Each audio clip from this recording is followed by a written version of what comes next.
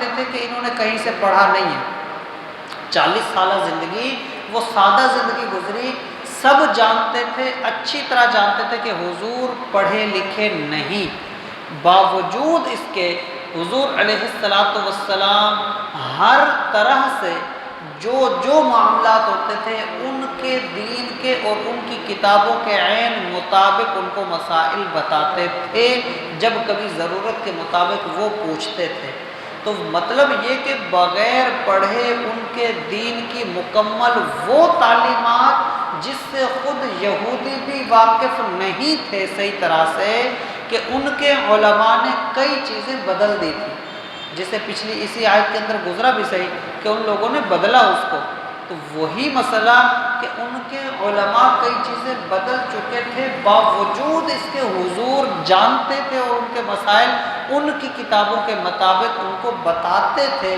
تو یہ اس بات پر دلالت تھی کہ حضور ان پڑھ نہیں ہے، بلکہ حضور بے پڑھے، کہ حضور علیہ السلام نے وہاں ظاہری اعتبار سے کسی کی شاگردگی نہیں اختیار کی تھی.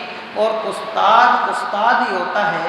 شاگرد جتنا بلند مرتبے پر پہنچ جائے استاد سے اونچا نہیں ہو سکتا. یہ قاعدہ ہے. اگر نبی کسی کی شاگردگی اختیار کرے تو ساری امت نبی کو اونچا سمجھے، نبی پھر اپنے استاد کو اونچا مانتا. تو مطلب یہ کہ پھر نبی ہی کسی نہ کسی سے نیچے رہ جاتا. تو یہاں یہی شان بتائی گئی کہ اللہ کا کوئی نبی بھی کسی کا شاگرد نہیں بنا، کیونکہ جو بھی نبی ہوتا ہے وہ اپنی امت کا معلم ہوتا ہے، تعلیم دینے والا ہوتا ہے، تعلیم کسی سے لینے والا نہیں ہوتا.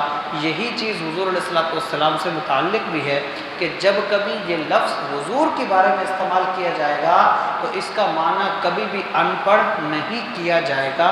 یہ ایک عقیدے سے متعلق بات تھی.